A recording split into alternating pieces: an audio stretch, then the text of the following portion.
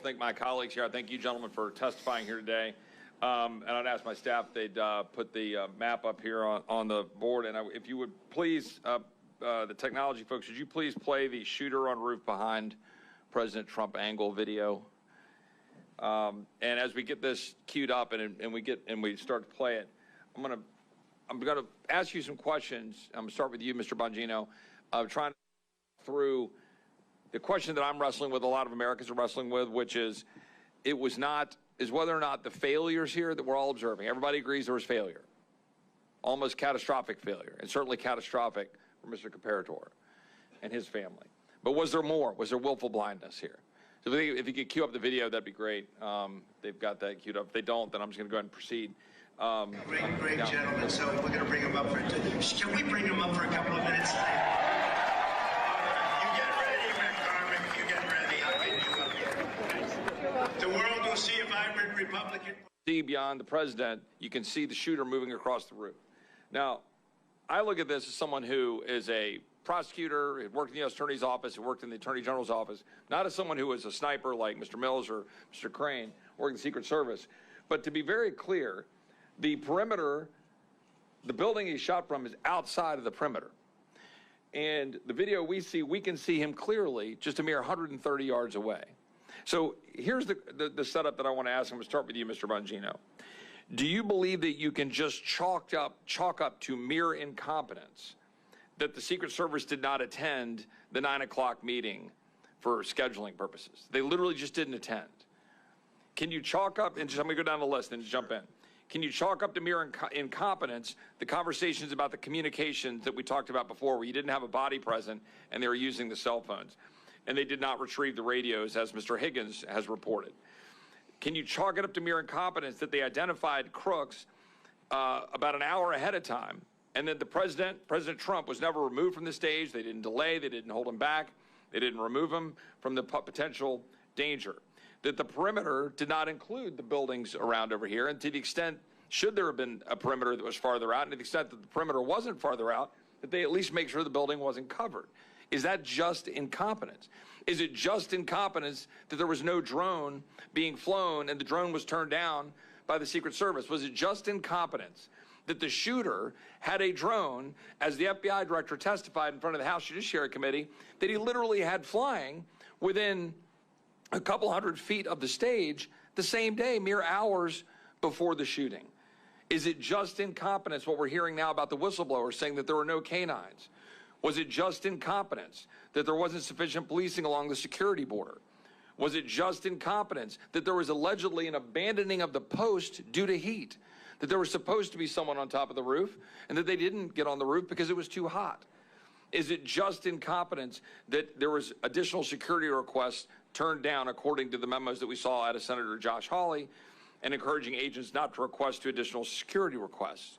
And was it just incompetence what we saw with respect to the police body footage, which I'll play here in just a second, if we could cue up the police body footage video, where you've got the local police talking about what they said to the Secret Service? If y'all could play that video real quick, and then I want you to respond. Well, bodies are good. That's a good word. I told them they need to post the guy over here. I told them that the Secret Service. I told them that Tuesday. I told them to post guys over here. I have no contact with the inside. What? I thought you guys were. No, we're inside. Alpha 1, Bravo 1. Thank you. Okay, that's good. Thank you all. Mr. Bongino, I told them to post can you guys over here. respond to that? I wasn't even concerned about it because I thought that's how we lose the guy walking back. Can you respond to that? Sure. Can you respond to that question? Because that's what the American people want to know. You know, Congressman, if you had just ended with your first statement and said, well, we may have screwed up the perimeter, you could maybe attribute it to ignorance. Layered incompetence always means intent, correct? So I'll give you an example. You're in a mall parking lot, it's 97 degrees, and you leave a kid in there and you close the door. Did they intend to kill the kid? Probably not. But how stupid do you have to be to do that?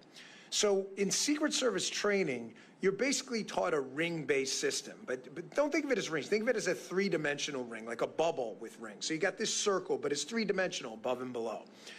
In that outer ring, again, this is Secret Service 101, Charlie Brown encyclopedia stuff. This isn't like advanced level PDT, protective detail training.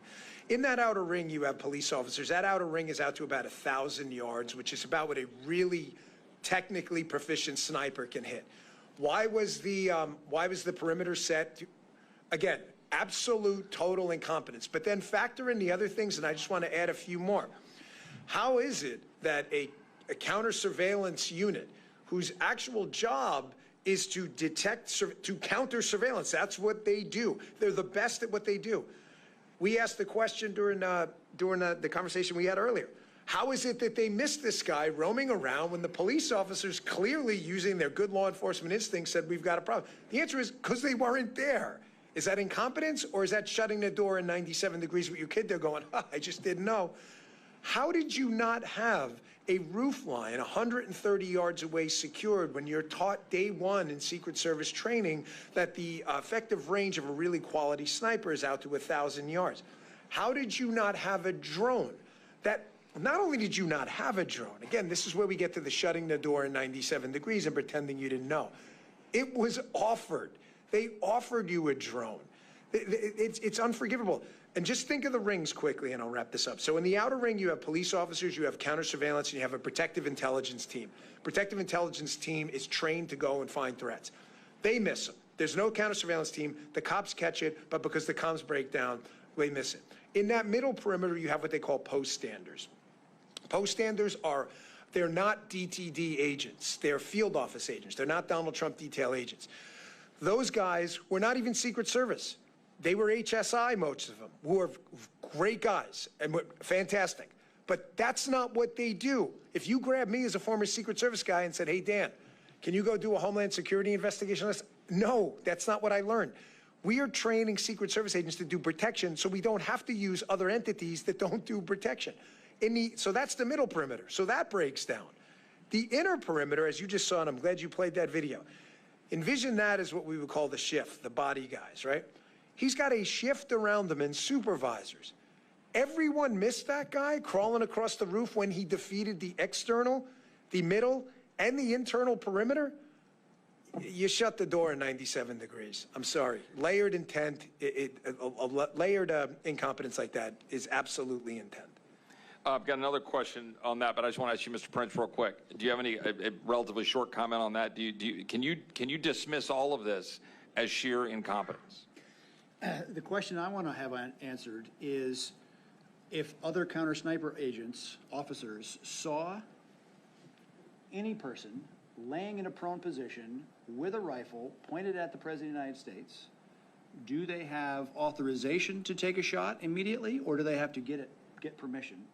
Because if the Secret Service wasn't there and they were laying at a stakeout for a bank robbery, would they have to get permission if they saw means and intent to murder someone? I don't understand why any of the other officers didn't engage sooner. Mr. Schaefer, do you have any comment on that in terms of the engagement and the rules of engagement that were in place? Yeah, absolutely. I can clarify that a little bit. So as a law enforcement sniper, we have a lot of responsibilities and inherited flexibility. One of those flexible procedures or statuses that we incur is known as compromised authority. Compromised authority in the law enforcement sense basically lays out the requirements for a deadly force response.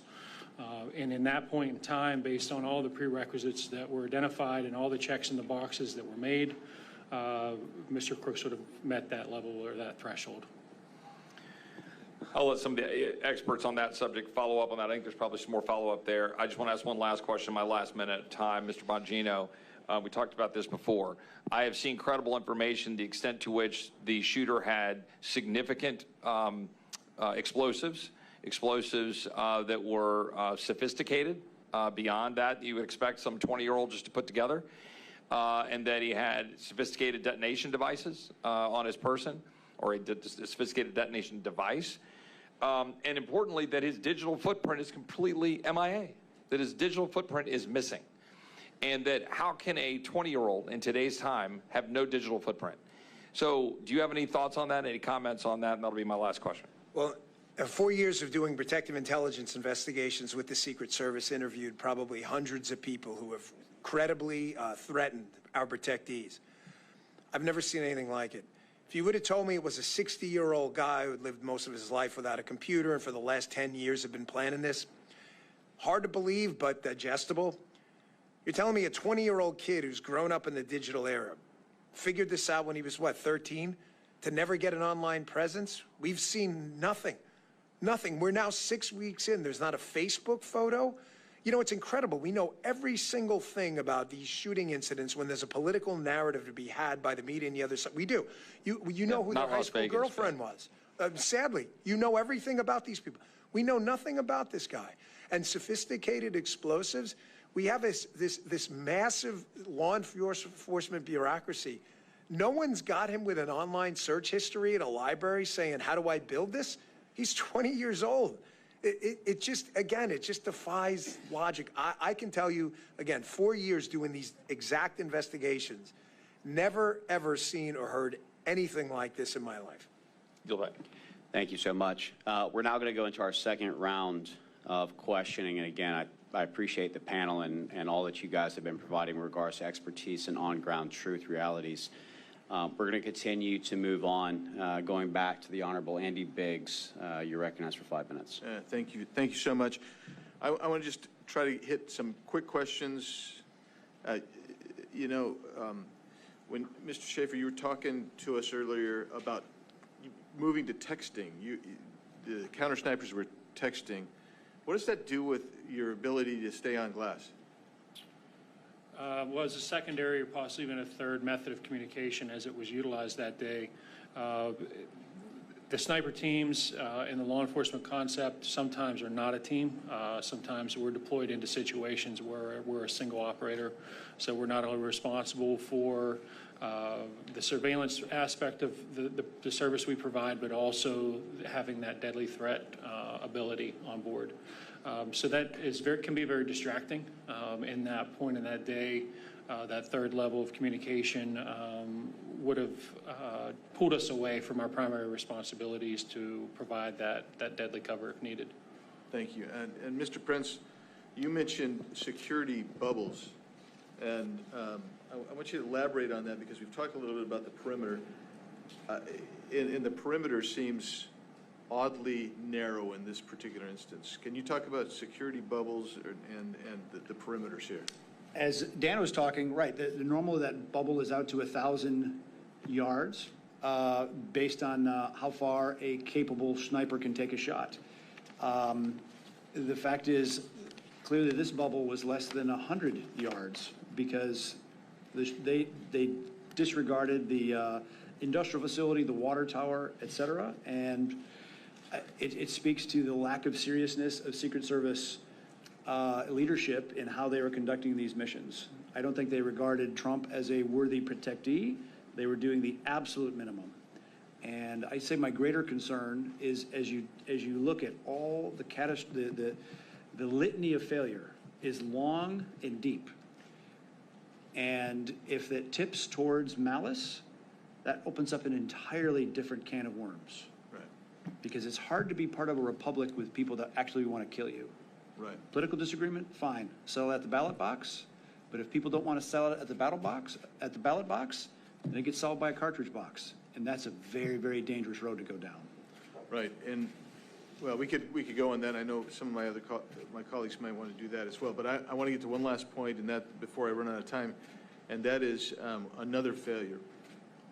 I think everybody here is probably everybody up on this group anyway has been with a president or a protectee, and there's been some kind of security hold. I mean, we've just stopped, and you say you're going to hold. Why was there no security hold put on Trump at any time if you had some kind of individual? I mean that Ben, as Mr. Schaefer has described, actually did arise to a threat level. Why was there no security hold put on President Trump? Why was he allowed to go on the stage? Why wasn't he taken down? Why didn't we see a pause? For me? Yeah, Dan. What makes your question even more impactful is every Secret Service site for a high threat level protectee has what they call a holding room, which you would guess is for holding the protectee. I see Congressman Gacy because it's actually called the holding room. The holding room is for things just like this. The holding room is, let's say a congressman shows up and is a little late. There's an accident. They'll hold them in the holding room saying, enjoy. You all have been in it. None of this is new. You've been in the holding room. There's a Secret Service agent at the door. You guys have congressional hardpins. A staffer escorts you in. Every one of you has seen this or will in the Trump administration. This is not a mystery to anyone. Why was he put on what Eric had called, accurately so, the X? We use the exact same terminology as the military. The X is where that protectee or that limo with the protectee in it is. Why was he put on the X? You have an open threat. Ben is described and your timeline lays out was there for an hour. I'm not going to play any word games. Were they a threat or suspicious? Well, if you're a threat, it's because you're doing something suspicious. And if you're suspicious, it's because you could be a threat. These are silly, stupid word games. You know when it's not a threat? When your CSU or PI team goes and grabs the guy and determines he's not a threat. Until then, your question's accurate. You put him in the holding room, which is the point of the holding room. Can I ask one more question? So I just want to follow that up. And you made the point earlier about counter surveillance. There were no counter surveillance teams there. But there's a public domain videos of him, Mr. Crooks, wandering around. Was there anything in his behavior wandering around that if you would have had a counter surveillance team there, it would have triggered an interaction with this guy earlier? I'm going to answer yes, but respectfully, and I know you understand, the CSU and PI teams are trained in very specific behavioral indicators that would give off, and speaking about them openly would probably give operational knowledge to bad guys. I know you understand that, but the short answer is not only one, but many behavioral indicators he was giving off that if we could talk in a secure setting, you'd be like, how did they miss this? The CSU team would not have missed it if they were there, which they weren't. Thank you so much, Mr. Biggs. We will now go to the Honorable Eli Crane for 5 minutes. Thank you. Mr. Bongino, do you have any confidence that Secret Service has learned their lesson? No, because I've been involved in a number of, we have 10 years in the Secret Service. I was in the training center when the Georgia grenade nearly exploded. And, you know, the only reason it didn't kill President Bush is because the guy wrapped it in a towel. That's it. It's the only reason he survived, because we got lucky. And the changes made from that lasted about a month. They added more magnetometers. And then basically the same problems resurface again, so no.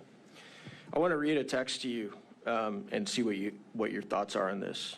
Do you know who Joe Kent is? Who Mr. Bongino? Joe Kent, he's running for Congress right now, Special Forces guy. Oh, yes. Up in Washington. Yeah. This is a text he sent me on, I believe, Monday, August 19th. He said, "Hey, brother, I know you are doing an independent J13 investigation. I want to share this anecdote with you from my experience with Speaker Mike Johnson's U.S. Secret Service detail this weekend. Bottom line up front, Speaker's detail was incredibly lax, failed to seal off all entrances to a very small venue. Johnson wasn't secured and very easy to access. Long version. We had a local steakhouse host my fundraiser with the Speaker. Location was only available after people RSVP'd.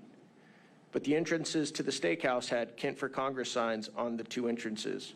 One entrance was inside the hotel, one out on the street in a busy pedestrian area.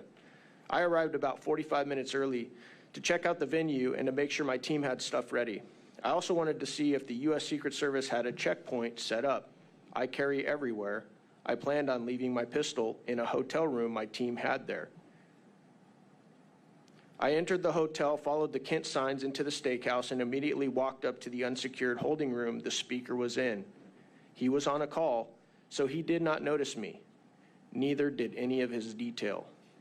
His detail was inside the restaurant just BSing. No control over the two entrances at all. Once the event started, they put on a good show and looked the part. I can't interpret their intent, but they failed a basic, simple task.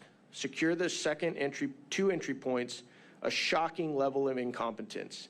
The event was in Vancouver in the shadow of Portland, Oregon.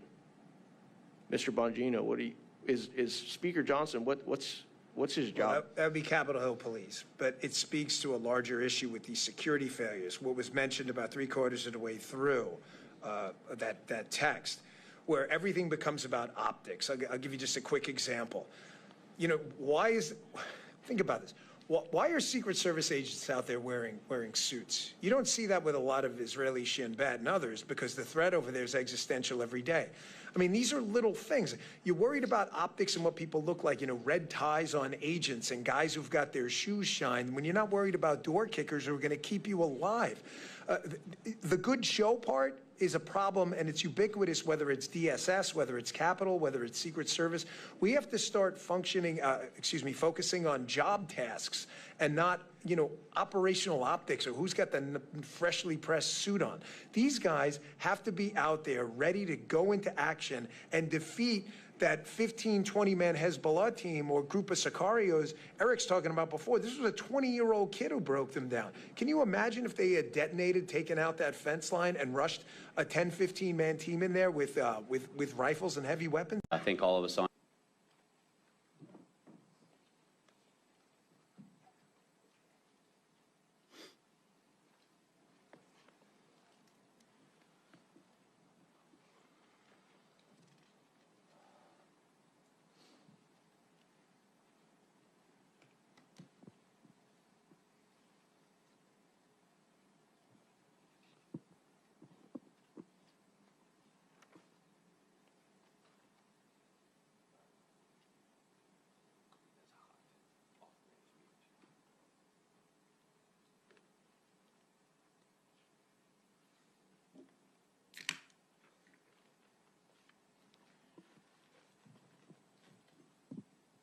Can everyone hear me okay?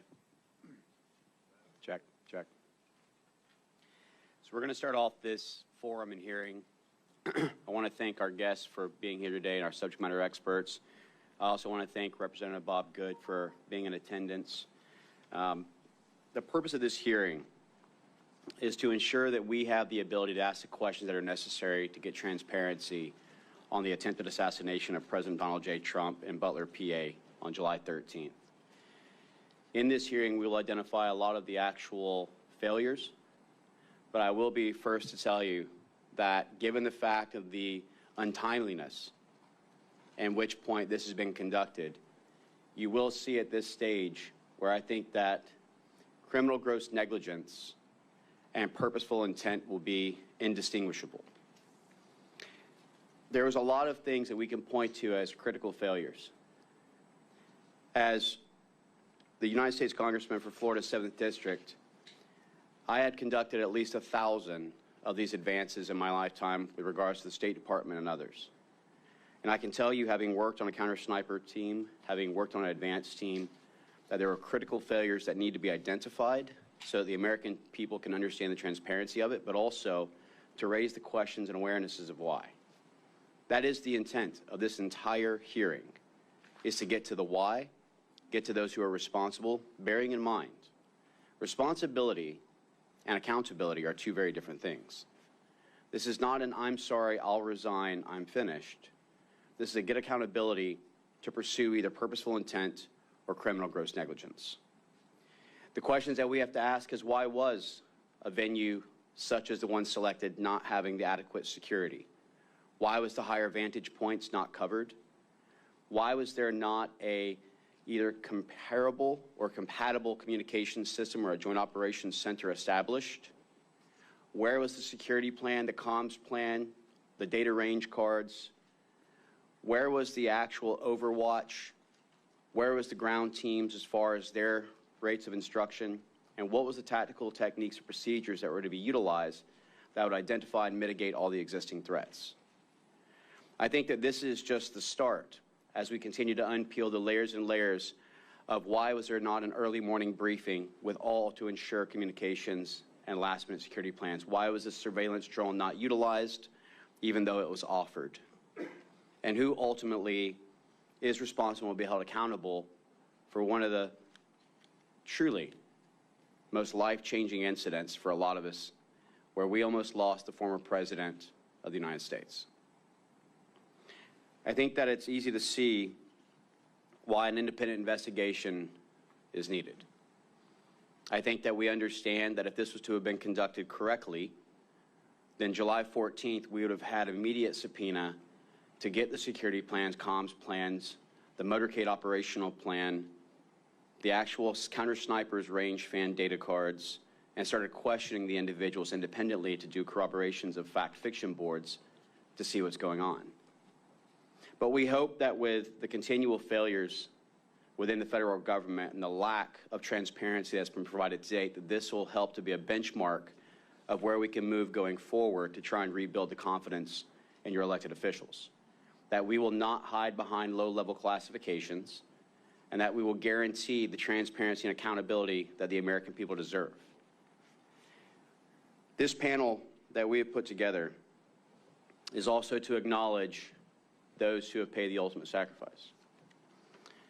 Today is August 26th, and I would be remiss if I didn't acknowledge our 13 fallen heroes in Afghanistan of August 26, 2021, and the sacrifice that's been made on behalf of a grateful nation. It's time for us to reflect on what the cost is of these freedoms, and I also want to acknowledge the service and the murder of Corey Competor, and let his family know that we are here, we are listening, and that we will get accountability. I want to thank our members that are here as well, and I want to just end with this. While this is the first hearing of its kind to come together, it won't be the last. And that this is a message to all of Congress, that if we are not selecting people based on meritocracy, that independent investigations such as this will continue to move forward, that there are members and conservatives who will not be silenced, and that we will continue to strive for accountability in government as well as for transparency for America. And so with that, I'll turn it over to my good friend and co-chair, the Honorable Eli Crane. Thank you. Thank you guys for coming here today. Can you guys hear me in the back? Awesome. All right, I want to also acknowledge and thank my friend and colleague Bob Good for showing up today. It's been nearly a month and a half has passed since Matthew Crooks allegedly scaled a roof in plain sight with an AR-style rifle only 140 yards from where President Trump was standing. He was then able to fire off multiple rounds, tragically killing Corey Competor while hitting President Trump within an inch of his life. That's a month and a half with frustratingly few answers and even less accountability for those who had a duty to protect President Trump. Many of the excuses that we've heard from those in leadership sound like hollow and pathetic attempts to gaslight the American people. This is also why Rep. Biggs and I have recently introduced legislation that would require the surrender of all Secret Service records related to the events of that day to be released. As a former Navy SEAL sniper, it's evident to me that many basic security measures were completely dropped, making President Trump extremely vulnerable. There's simply no excuse. I want to say thank you to my colleagues and our subject matter experts for joining us today for this forum examining the attempted assassination of President Donald J. Trump. It's clear that there was a complete breakdown of the security forces on the ground in Butler on July 13th. Today we'll be examining how this breakdown in basic yet vital security measures nearly resulted in the assassination of former president and current nominee for the highest office in the land. After the last hearing with former Secret Service Director Cheadle, during which the House Oversight Committee received no substantive efforts, it's imperative that we continue to conduct oversight regarding the actions and failures that occurred on and surrounding July 13th. Accountability must be inescapable for those responsible. While coverage of the attempted assassination has all but disappeared from mainstream news outlets, we're committed to keeping our eye on the ball to ensure that this never happens again. I'd like to again thank our subject matter experts who are with us today for giving their time and their knowledge to help uncover the truth and bring all facts to light. Now I'd like to take some time to introduce each of these men and provide a brief summary of their relevant backgrounds and expertise. In addition to being a well-known political commentator, radio show host, and author, Dan Bongino is a former United States Secret Service special agent. In 2002, he left the New York field office to become an instructor at the Secret Service Training Academy in Beltsville, Maryland. In 2006, he was assigned to the Presidential Protection Division during George W. Bush's second term. He remained on protective duty after Barack Obama became president, leaving in May 2011. Mr. Bongino, thank you for being with us.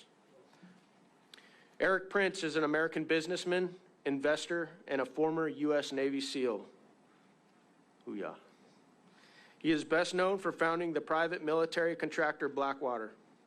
Prince was commissioned as an officer in the United States Navy via Officer Candidate School in 1992. Prince graduated with Buds Class 188 in 1993. He deployed with SEAL Team 8 to Haiti, the Middle East, and the Balkans. Thank you for your time, sir. Mr. Ben Schaefer is currently an operator with Washington Regional SWAT, serving for nearly 7 years, and has served in critical military and law enforcement roles for over 20 years. Specifically, Schaefer has experience in canine handling with multiple deployments, developing training programs for the United States Marine Corps and other private security firms. Thank you, Mr. Schaefer, for being here. These men are experts in the fields and professions incredibly relevant to the events of July 13th. I believe they'll be able to provide this forum and the American people with insights that have otherwise not been received and the attention they deserve. With that, I'll turn it over to our subject matter experts, beginning with Mr. Bongino for opening remarks.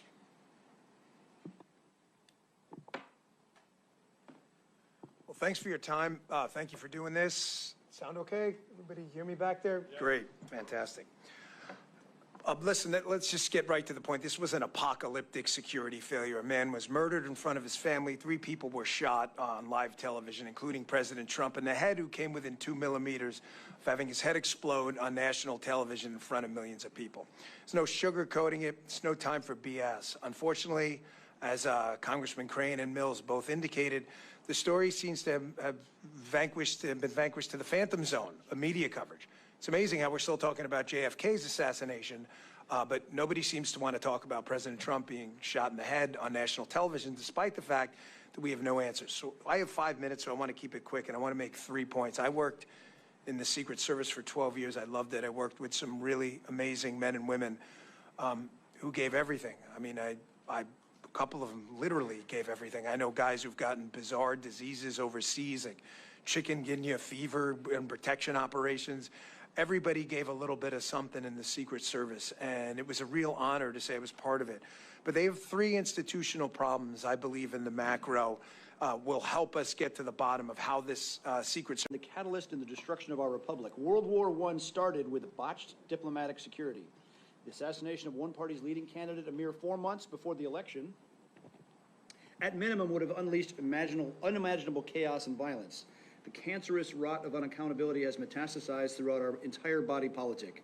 Our obscene levels of government waste ooze like a gelatinous mold across society. Our borders, so porous they are reminiscent of a spring flood tide. The security apparatus suffers failure upon failure globally. Our enemies mocking us even while the permanent deep state has weaponized the justice system and delivers a Soviet style of lawfare. In the case of Butler, Pennsylvania, only the disinfectant of transparency and accountability will start to repair the cascading errors that led to the tragedy. In analyzing tragic events, Gray's laws come into effect. Any sufficient advanced incompetence is indistinguishable from malice. The mission of this panel must be to provide a no-holds-barred analysis of all the shortcomings that piled up to enable Butler to occur, an op order for the next administration to correct decades of drift from excellence. I know how difficult high-threat executive protection work is. One must be prepared, coordinated, and lucky every day. The bad guy only has to get it right once. There is no question that a failure of coordination, communications, training, and leadership failed America in Butler, Pennsylvania with tragic results. I'm honored and happy to help ensure that will not happen again. I think, and especially as we think the anniversary of the debacle that was Afghanistan, the theme of no accountability across all our agencies rings true, because no one has been held accountable for anything in Afghanistan or anything since. And I think a corollary is, if we think back to the debacle that was Desert One, the attempted Iranian hostage rescue mission in 1979, ended terribly. 8 Americans dead, international embarrassment, didn't rescue the hostages. Congress took action, changed how the money is spent. Why? Because if you try to do a special operations mission, or if you're trying to do a protective mission while you're doing currency investigations, no, you can't serve two masters. They created the United States Special Operations Command to find the money and the personnel to focus on getting that mission correct. And if you think about it, the JSOC capability that the United States government has today is elegant and it's effective. And until you change the money issue and until you put people in charge that are serious about this business, we will continue to have the kind of embarrassments, both listed by Jason Chaffetz before, and we dodged a bullet. Donald J. Trump dodged a bullet. We cannot afford to have more of these.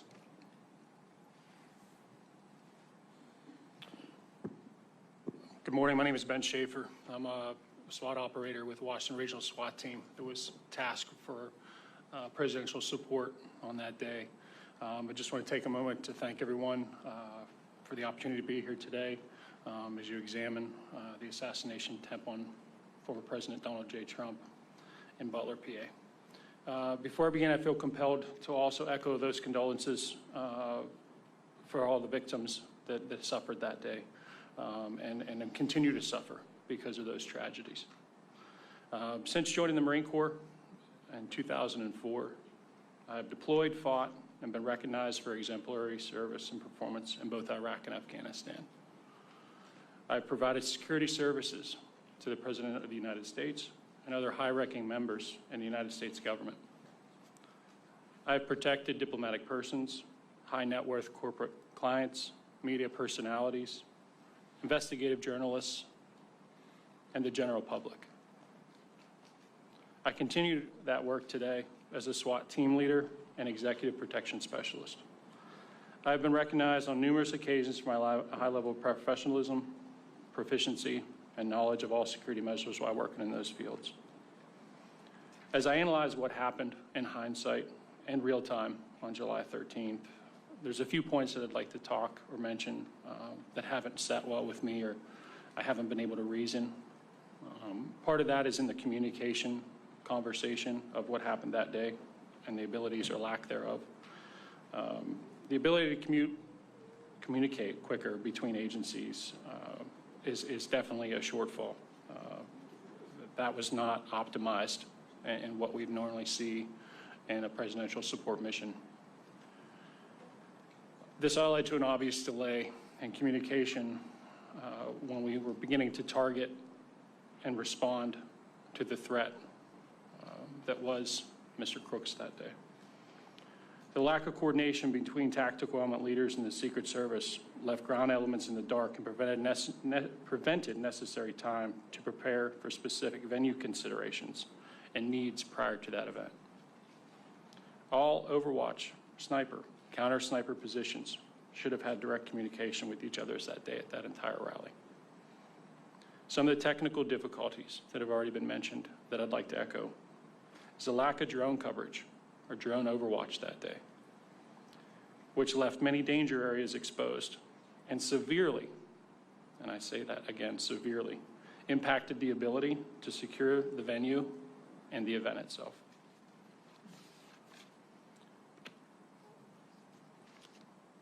Other points of failure, other danger areas that have been noted, and I feel the need again to echo those, is the water tower that was located in the northeast section of the event.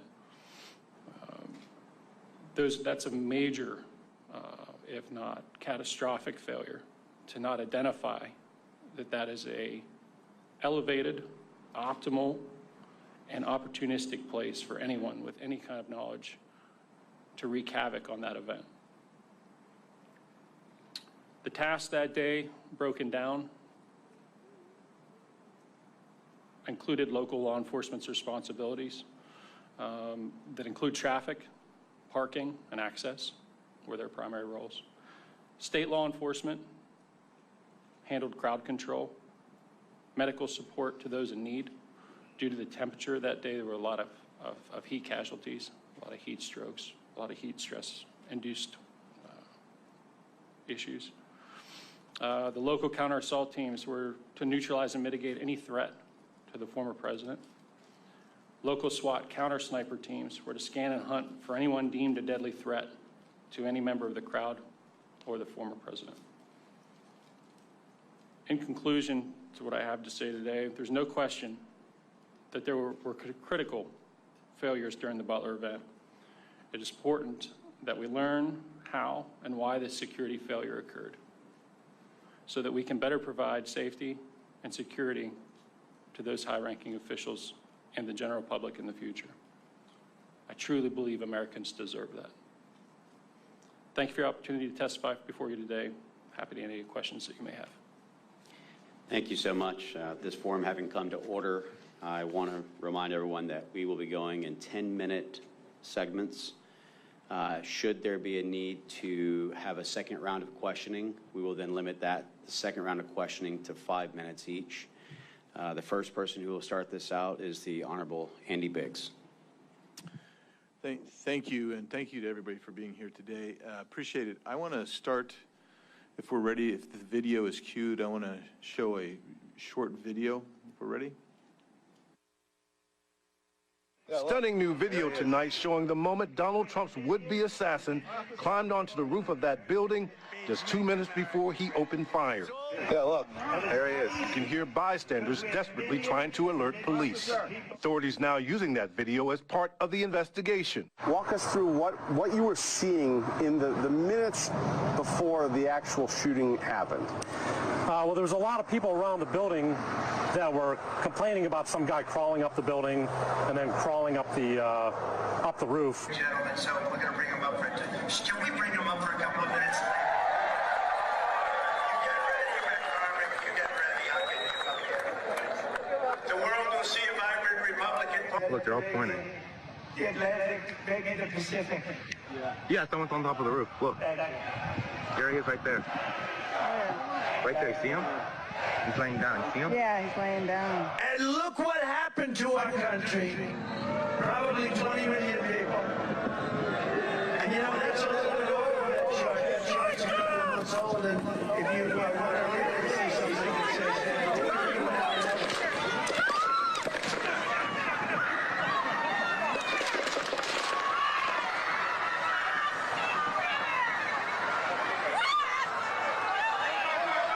I hope he's turning this way. Be careful, guys. According to a former agent, Secret Service counter-sniper teams should have scoped out and advanced all those areas where there were potential threats beforehand and known what the line of sight to Trump could be.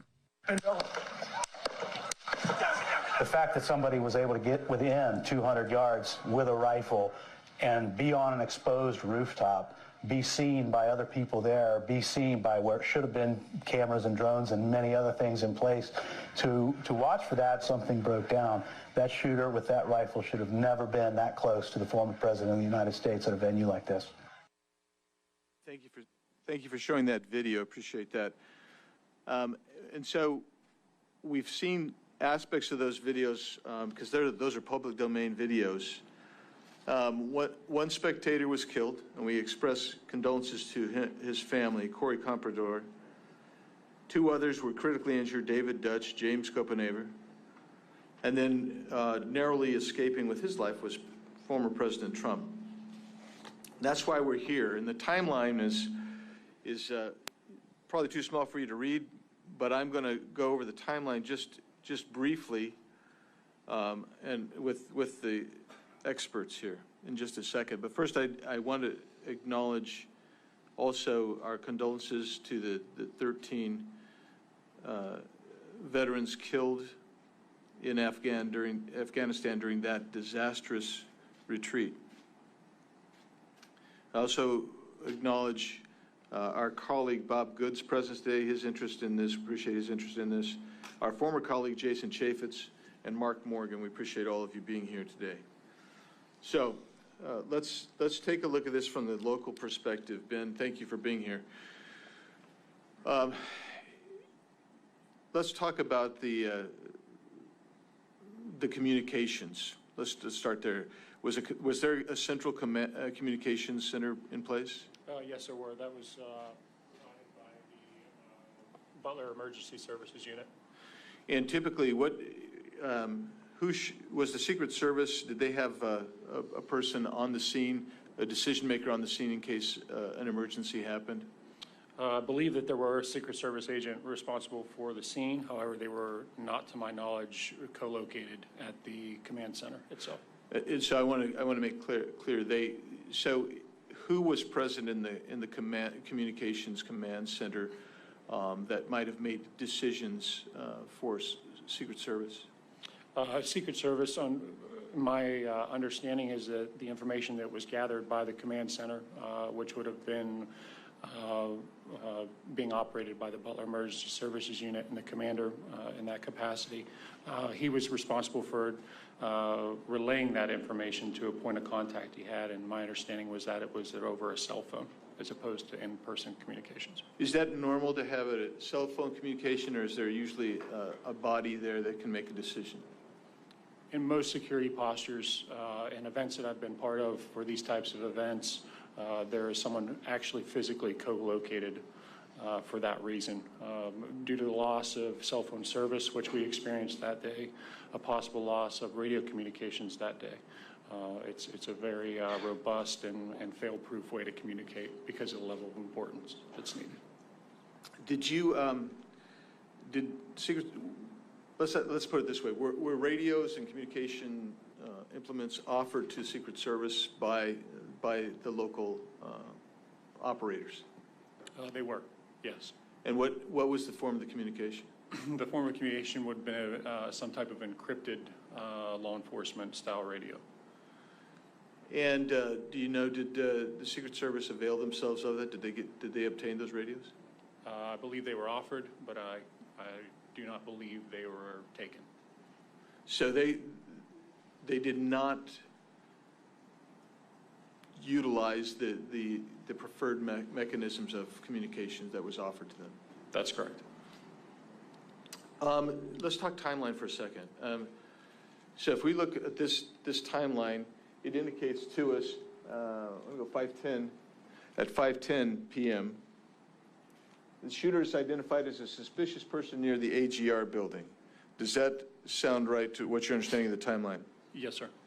And so at least some point, somebody had seen him by 5:10 p.m. That's an hour before the shooting.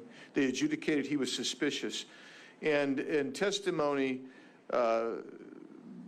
before the committees of Congress, they indicated to us that, when I say they, I'm talking Cheadle, Rowe, and Ray, the directors and interim directors of Secret Service and FBI.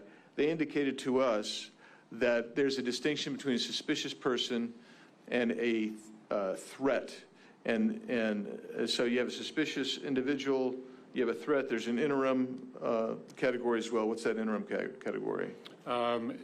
In our line of communications from a SWAT point of view and from a tactical point of view, our escalation of people that we encounter starts out as a suspicious person, then goes to a person of interest, and then from that level upgrades to what we refer to as a threat. And each one of those warrant a different response. So the actual shooting takes place right about 6:11 p.m. So an hour elapses. How soon after the first identification of the shooter, which is at 5:10 p.m., did you? Well, before we get there, let's lay the foundation. What were you doing that day? I was in a counter sniper role with one of my teammates in the southwest quadrant of the event center. Distance-wise, it was approximately 238 yards southwest of the podium and approximately 348 south-southwest of the shooter's final firing position. And so he was not ever in your sector of responsibility? Nor in my visual nor sector nor visual. I never had visual. How soon after he's identified were you given information that, or did you hear information that there was a suspicious character that you should be alerted to? Believe those text messages came across, and just to give some background on the text message tactics. So in this type of event, as tactical officers, we try to build redundancy in communications because it's so critical. We start out in a primary role, which would have been our radios that day, communicating on a designated channel amongst all the tactical operators. Because we were in support of the host agency, which would have been the Butler, the Emergency Services Unit, we also were running a secondary channel that was our local Washington Regional SWAT team channel. On top of that, the snipers and counter snipers, or I should just say the counter snipers, there were no snipers involved in our chat, had set up another chat to be able to provide any type of pictures or any type of relevant media or anything like that we'd have been able to crosstalk. So did you ever see any pictures, were any pictures ever sent to you? They were. The pictures came across the chat at approximately 5:38. So about 30 minutes after the shooter, then at that time he was a suspicious individual? That's correct. And when he gets up on the roof and he's crawling across the roof, is that what threat assessment would normally be made of that guy at that point? Sure. I think it's important to mention that, from the time the original pictures were taken, the comment of him possibly having a rangefinder or that he was confirmed to have a rangefinder at that point would have automatically escalated him in our protocols from a suspicious person into a person of interest, type of either investigatory detention or a stop and question at that point when the rangefinder became a factor. Ben, Mr. Shaver, at what point in that hour or before were you notified of the rangefinder, the use of a rangefinder? Within minutes of the original information being passed. So I would say shortly after 5:38 p.m. or 17:38. Thank you so much. My time's expired.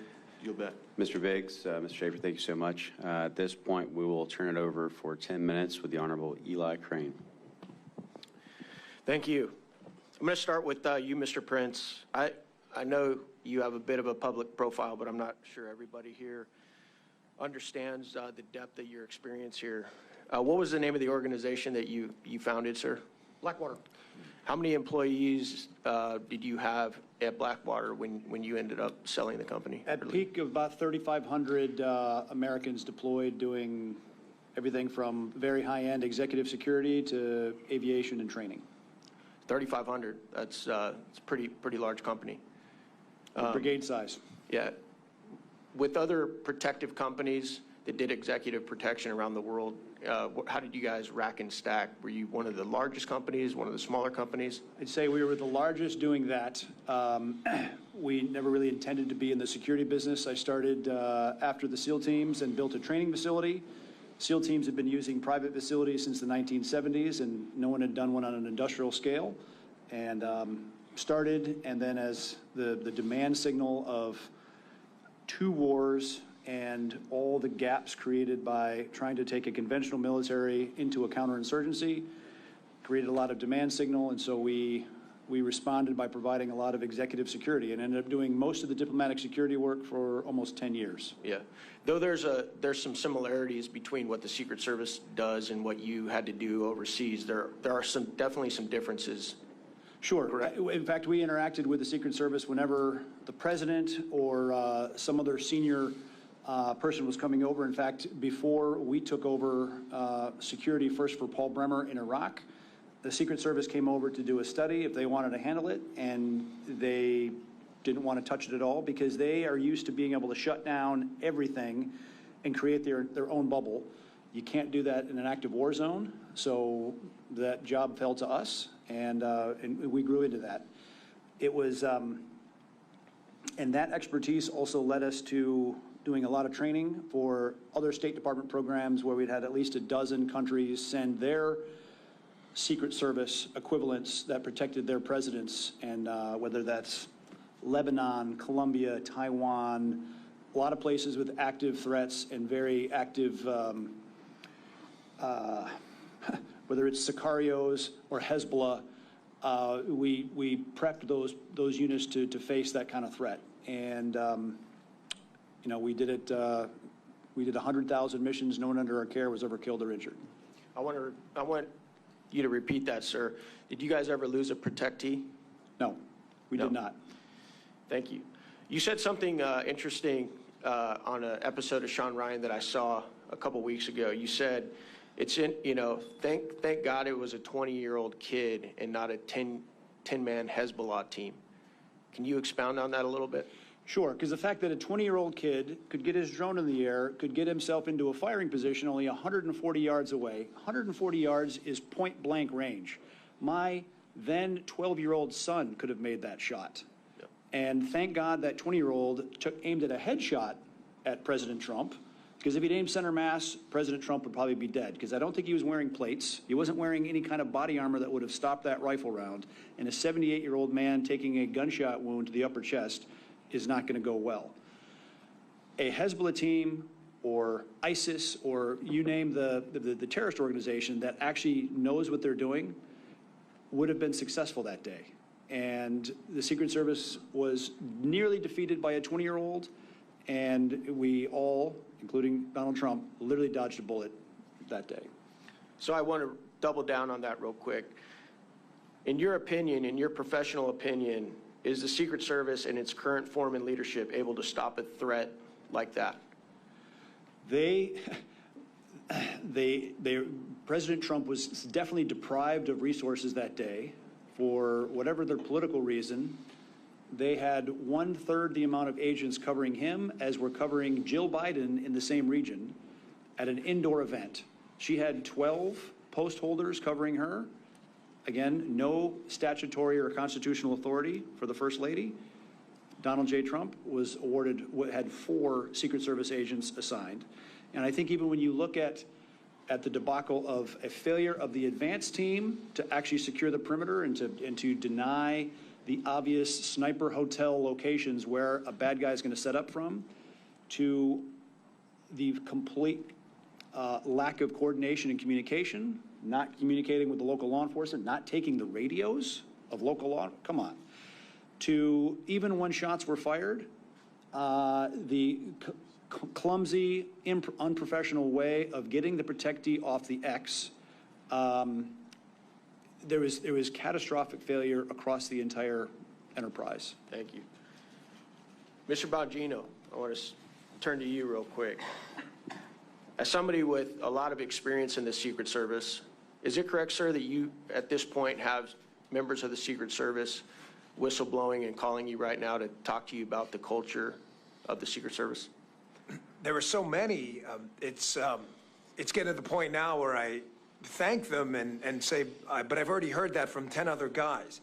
And I bring that up because none of these problems are new. Anybody telling you that is lying directly to your face, and you better hope they're not under oath. Anyone is suggesting in a congressional hearing or elsewhere that these problems are new, the personnel problems, the logistics problems, the manpower problems, the technology problems. I just told you a sad running joke in the service when I was there. I'm gone since 2011. Last time I checked, it's 2024. It was yesterday's technology tomorrow. And other things here that are inexcusable that have been brought up before, like Ben and Eric just brought up. The communication failures are basic. This isn't like the Secret Service $1 million radio system that uses NSA-level encryption magically broke down that day. They literally handed them a radio they didn't take. This is why when Congressman Mills says, you know, borderline criminal negligence, you should take that seriously. What could possibly be your excuse to say, you know what, I don't really need to communicate with the law enforcement guys out there on the scene. We asked to, they had no obligation to be there. It's a Secret Service's job to protect the president. Out of a courtesy, they showed up. And you don't even have the respect of these local law enforcement people, respect for them to take the radio? I mean, where was the CP, the command post? The way this works, so everybody understands, or it's supposed to and didn't that day, for reasons still unexplained outside of, again, obscene negligence, any trip for a high-level protectee, you're supposed to have a command post that runs the whole trip at the airport or whatever. They'll communicate with everyone. But those individual sites, like in Butler County, have security rooms themselves, which are kind of mini CPs at each site. Where was it? According to what Ben said before, and from what I've heard, it was either not there or the locals were running it, offered communications, and the Secret Service, whose job it was that day to protect President Trump, said, we're going to pass on the comms. Really, you described it as catastrophic. He's 100% correct. Eric knows exactly what he's talking about. Just apocalyptic failure. Mr. Bongino, in your opinion, is the Secret Service in a better spot today with Director Rowe in charge? No, it's worse. And sadly, I'm glad this is all being recorded, because when something else happens, and I hope it doesn't, I pray to my Lord and Savior, Jesus Christ, that I'm wrong. That you play this and go, look, that guy was crazy. You think this is the last incident, you're out of your mind. We have seen these incidents over and over. We saw the Georgia grenade incident with President Bush. They overtook the magnetometers. The Secret Service leadership in charge now with the exact same people. Exact same. Can you imagine a C-suite at a company that makes widgets? We find out that there's a design defect. The widget explodes and kills 10 people, and the CTO gets a promotion to CEO. You understand that's what happened here, correct? These are the same people. Kim Cheadle, the director, wasn't even fired.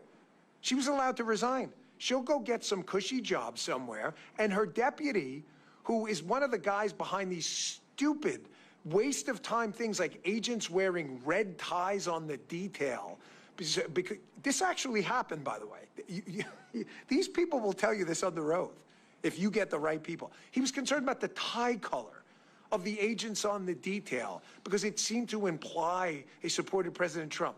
Congressman Biggs wearing a red tie. You're wearing a semi-red tie. It has nothing to do with anything. This is the kind of stuff the Secret Service was actually wasting their time with while withholding CSU counter surveillance assets and counter sniper assets from probably the most threatened man on earth. If you can explain it, good luck, because that's not the agency I worked for. My last question is for Ben Schaefer.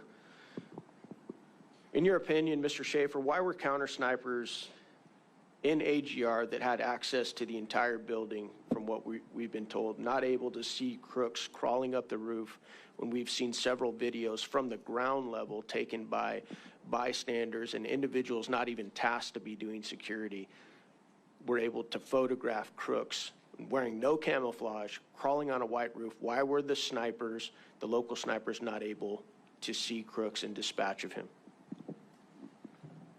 I can only pass this knowledge through secondhand communications. I was not privy to that location or to survey that ahead of time.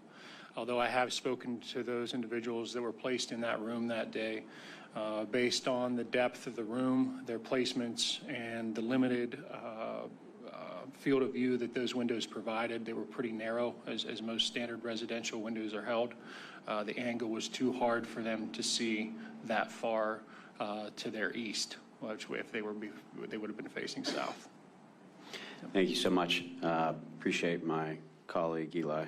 With that, I'll turn over 10 minutes to the Honorable Matt Gaetz. Mr. Prince, you're one of the people I trust most about global affairs. You're constantly assessing the threat environment and intelligence. And I guess my question to you is, because this has been laid bare and these weaknesses have been exposed, are you concerned that we're likely to face not another Crooks, but perhaps a threat like you described, a team from a foreign adversary, a terrorist organization, trying to expose and exploit the weaknesses that now we've seen? I am very concerned. The inability of the Secret Service or the U.S. government writ large to adjust, to learn a painful lesson from that failure and actually make concrete changes. Because again, the fact that a 20-year-old nearly killed Donald Trump, and the failure to adapt to even yesterday's technology, let alone tomorrow's, And when you see the step change of the ability to deliver precision fires at extended ranges, the lessons being learned on the battlefield of Ukraine, the ability for small units to deliver devastating precision fire onto any target, whether it's the White House, whether it's a motorcade, whether it's a president outside or even inside somewhere, is significant, and I don't think they have any idea what's coming at them. And what Mr. Bongino seems to have told us is they haven't learned the lesson. He's told us decade after decade we should not expect the lesson to be learned by osmosis. Mr. Bongino, I will have to draw on your experience in protecting folks. I have none, but I do have some experience in observing what a government agency does when they're not telling the truth and they're trying to hide something. And the pattern recognition always goes to some form of scapegoating. We saw it at DOD when people refused the vax, they were scapegoated and driven out. We saw it at FBI when whistleblowers talked about spying at school board meetings and at Catholic churches, they were driven out. And now I take note of the fact that certain people at the Pittsburgh field office have been put on leave.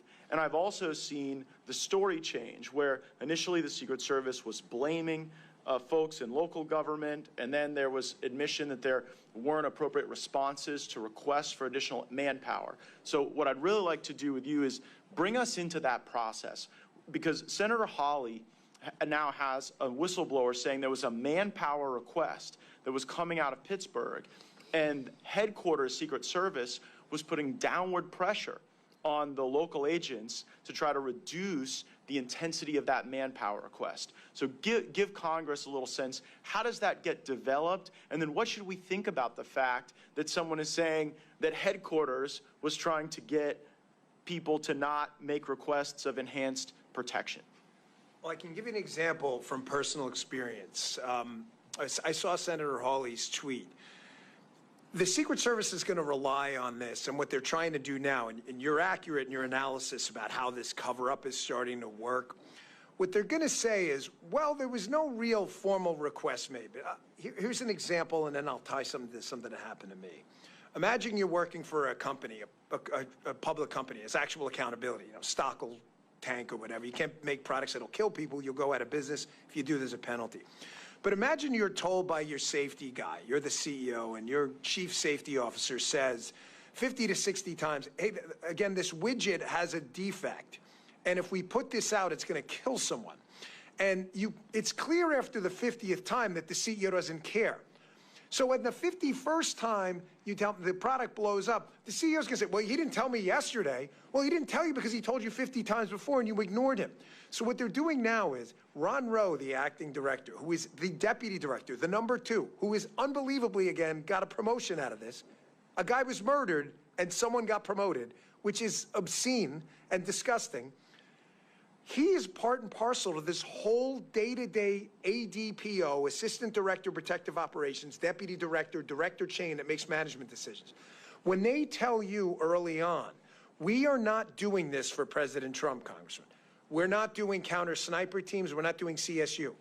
And then they say, well, on that day, we didn't deny assets. You didn't have to. You've been denying them for 4 years. I was told by a direct source, this is the quote, that at Mar-a-Lago, they were begging the DTD, the Donald Trump detail, begging for enhanced security. We can't secure this place like this. And one of the quotes from one of those 3 people I just told you about was, we don't secure nightclubs. Really, what if a nightclub owner runs for president?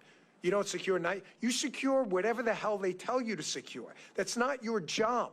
That is what happened here. And that's what they're going to rely on. And that's where you guys, I think, have had the guts to take this on. Do not let them fall back on euphemisms and word games where they go, well, that specific day we didn't say no to any assets. Have you in the past? How often?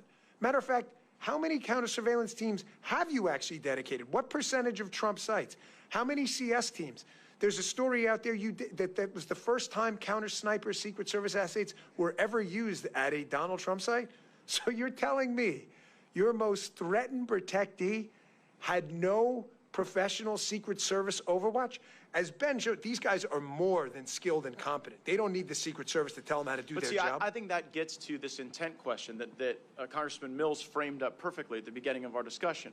Congressman Mills says the key question here is whether this was your run-of-the-mill government incompetence or whether you see features of such just disregard for the duty at hand that you believe there's some malice. And in his opening statement, Mr. Prince says when the incompetence reaches a certain point, you can impute the malice to that. And what I think you have unique experience in is, well, like this culture of denying requests, like to Trump, or a circumstance where not even the Donald Trump detail, but the folks in the Pittsburgh field office who are not normally on the Trump detail were saying, hey, just based on this, you know, we might need more, and they were discouraged from even making those requests, so they couldn't be denied. I think you can give us a lot of insight into the type of questions we need to be asking and of who to understand that culture, because, like, you think of the Secret Service, they're off with a number of protectees, yes, right, of all kind of different profiles and different, I guess, you know, priority, for lack of a better term. And so, like, what should we think about imputing malice at a point in which Donald Trump, one of the most threatened people on the planet Earth, is having to endure these denials and this culture of limited protection while you're seeing other details, you know, beefed up substantially? I think, and I don't think I put this out yet, but I'll put it out there now. When I was there, it was definitely not a political enterprise. It just wasn't. I never once, working for President Clinton, Bush, and Obama, had anyone even remotely implicate a political motive for any decision whatsoever. However, from the commentary directed at some of the agents in charge of the Donald Trump detail, which I have heard about, clearly, it appears that for the first time in American history, we have a Secret Service that is making decisions that may not be all political, but may have a political tinge to them.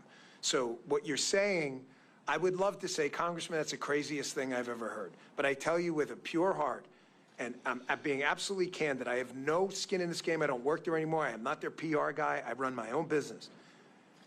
I absolutely believe Donald Trump and an enhanced security posture he should have had would have made him look more presidential, would have facilitated the logistical operation of him traveling. I think they were concerned about optics and making him look like a big shot or whatever, you know, word you want to throw out there. And they were making some of these decisions based purely on grade school level politics. I don't want to believe that, but I didn't want to believe it with the FBI either. I didn't want to believe it with the NIH either. I mean, a lot of these agencies that have been, I think, subject to political capture, we want to think of them as above that. And we all spend time around Secret Service. We're inspired by their patriotism and the willingness you have to literally take a bullet for someone if necessary. But just like in the military, just like at the FBI, I worry about the political capture happening at headquarters, and then that culture informing decisions in a way that's very damaging to the country. So what Mr. Bongino just said ought to be the most important work of the United States Congress, to figure out if these decisions were run-of-the-mill incompetence that you've got to deal with the better tech and the better processes and the better HR and getting rid of the DEI, but if it's something even darker and more devious than that, that must be rooted out, because what we've seen at these other agencies of government is it does not cure itself. It has to be excised, and that investigation is the most important work we can do. I thank you guys for leading this effort, and I yield back. Thank you, Mr. Gates. With that, I just want to go first to you, Mr. Prince. You said you roughly have about 3,500 at the peak of Blackwater, correct? That's right. Secret Service currently has approximately 7,000, approximately. What was your highest annual revenue, if you don't mind me asking, give or take, for that many operations? Ooh, for that, the protective mission was about 2,500 to 2,800, and that revenue would have been around $600 million. So $600 million for that. And again, that's deploying in a war zone where 41 of our men, my men, were killed in action. So safe to say, if you had $3.3 billion allocated to you, you could have done some even more miraculous things with resource and assets, correct? I'll give a simple comparison. Around 2005, George W. Bush wanted to grow the size of the Border Patrol. I remember being called to a congressional hearing then because They compared what it would cost us to train a new CBP agent versus what the federal government was going to take. And our figure came in at 1/3. And their figure was actually higher than sending someone to Harvard for 4 years, and that's to train a guy for 4 months. That's it. So it's, the federal government blows money. Like I said in my testimony. And my point is that the failed metric of government, whereby the more we spend, the better outcome we receive, is a flawed and failed measure, which is why we're at $36 trillion in deficit. And the reason I use that $3 billion, as you know, Mr. Prince, is because that's the actual amount that appropriators have allocated to the Secret Service, which means that, to Dan Bongino's comment, they shouldn't be utilizing past equipment to serve tomorrow. They should have more than enough assets and resources in place with a $3 billion budget. Would you not agree? Certainly. And I want to go to you, Mr. Bongino. I want to point out some things, because culture failure, as my colleague has pointed out and others, I want to mention a couple of things. August 14, 2024 is reported failure that a Secret Service agent abandoned her post without permission to breastfeed child before Donald Trump was scheduled to arrive in North Carolina. August 12, 2024, it was reported that a Secret Service special agent who was an official site agent for the July 13 Butler PA rally is under investigation for posting videos and photos for protective assignments to social media. July 27, 2024, a Secret Service agent covered the security camera of a local salon in Pittsburgh, Massachusetts, before an event featuring Kamala Harris, where the salon was closed, but opened it up without approval and utilizing restrooms for an hour and a half while the building's security alarm was going off. July 2nd, 2023, it was reported that a former Secret Service Director Cheadle and senior agency leader sought to destroy the cocaine found in the White House in July of 2024. The evidence was not destroyed due to pushback in individuals in the Secret Service Forensic Service divisions. May 2024, a man enters the U.S. Secret Service Miami field office through a propped open door and was not removed from the building until the following morning.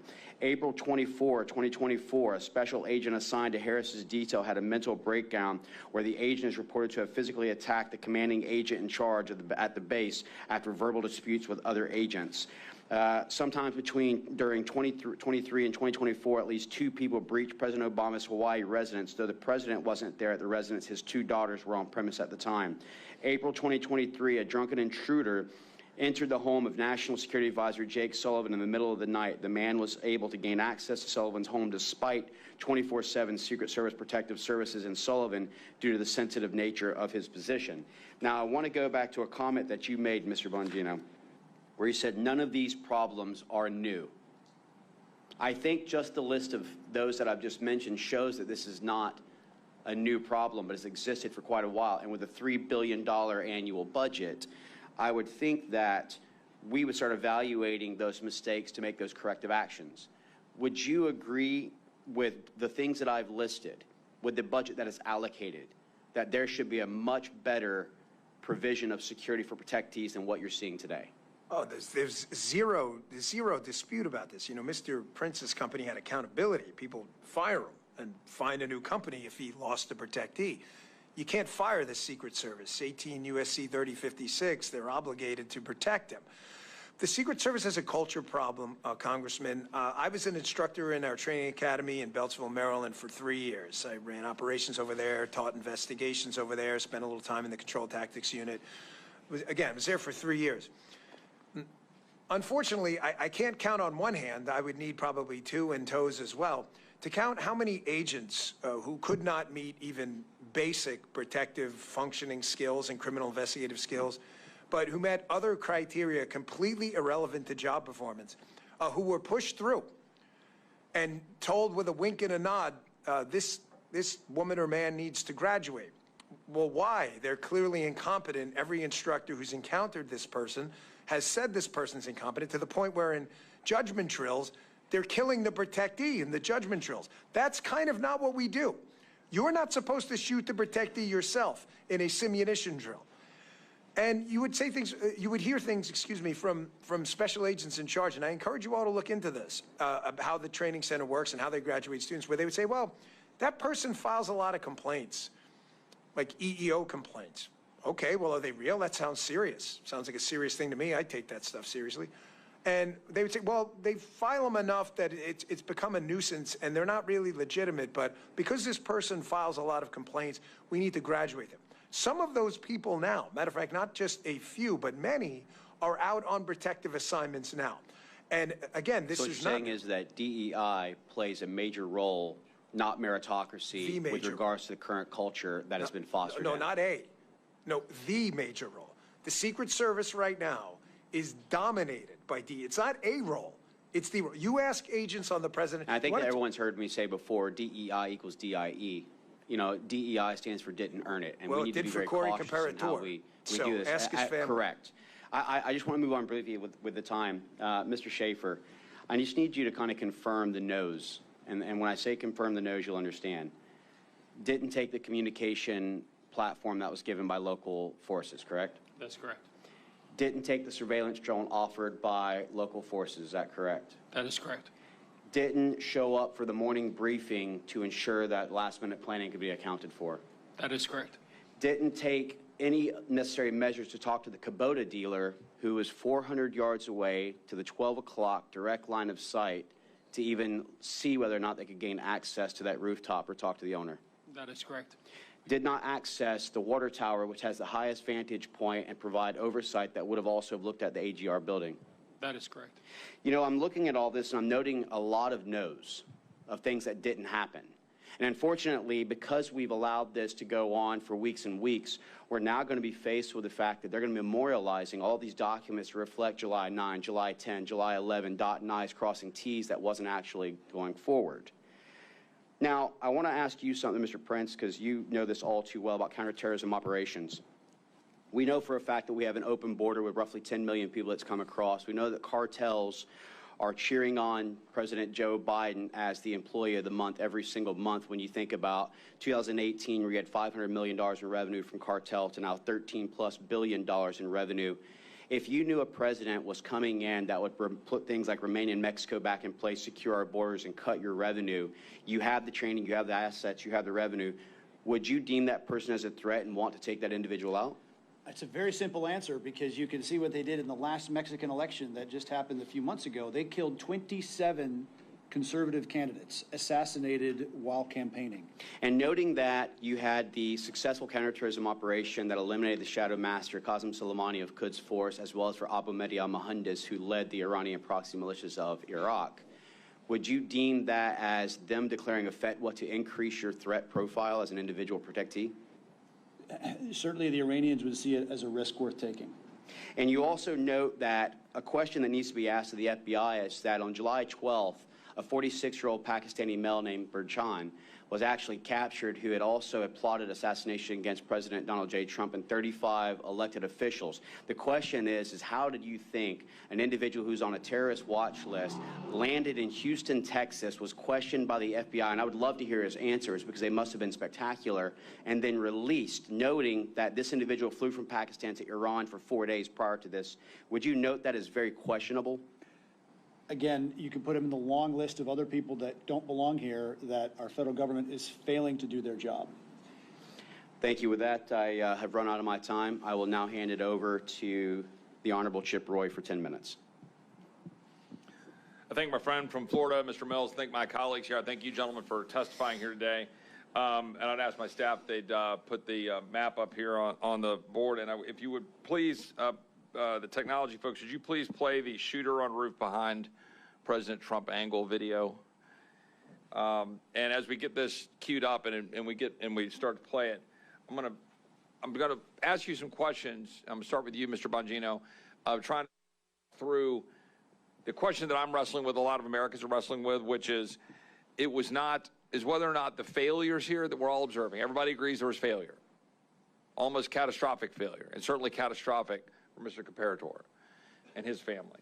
But was there more? Was there willful blindness here? So if you could cue up the video, that'd be great. They've got that queued up. If they don't, then I'm just going to go ahead and proceed. Great gentlemen. So we're going to bring him up for Can we bring him up for a couple of minutes? You get ready, McCormick. You get ready. I'll get you up here. The world will see a vibrant Republican. See beyond the president, you can see the shooter moving across the roof. Now, I look at this as someone who is a prosecutor, had worked in the U.S. Attorney's Office, had worked in the Attorney General's office, not as someone who was a sniper like Mr. Mills or Mr. Crane, working in the Secret Service. But to be very clear, the perimeter, the building he shot from is outside of the perimeter. And the video we see, we can see him clearly just a mere 130 yards away. So here's the setup that I want to ask. I'm going to start with you, Mr. Bongino. Do you believe that you can just chalk up to mere incompetence that the Secret Service did not attend the 9 o'clock meeting for scheduling purposes? They literally just didn't attend. Can you chalk up, and just, I'm going to go down the list and just jump in. Can you chalk up to mere incompetence the conversations about the communications that we talked about before, where you didn't have a body present and they were using the cell phones, and they did not retrieve the radios, as Mr. Higgins has reported? Can you chalk it up to mere incompetence that they identified crooks about an hour ahead of time, and that the President Trump, was never removed from the stage? They didn't delay, they didn't hold him back, they didn't remove him from the potential danger. That the perimeter did not include the buildings around over here, and to the extent, should there have been a perimeter that was farther out, and to the extent that the perimeter wasn't farther out, that they at least make sure the building wasn't covered. Is that just incompetence?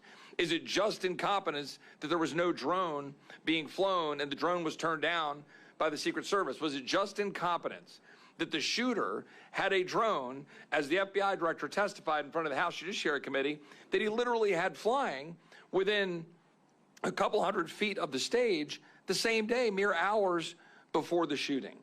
Is it just incompetence, what we're hearing now about the whistleblower saying that there were no canines? Was it just incompetence that there wasn't sufficient policing along the security border? Was it just incompetence that there was allegedly an abandoning of the post due to heat? That there was supposed to be someone on top of the roof and that they didn't get on the roof because it was too hot? Is it just incompetence that there was additional security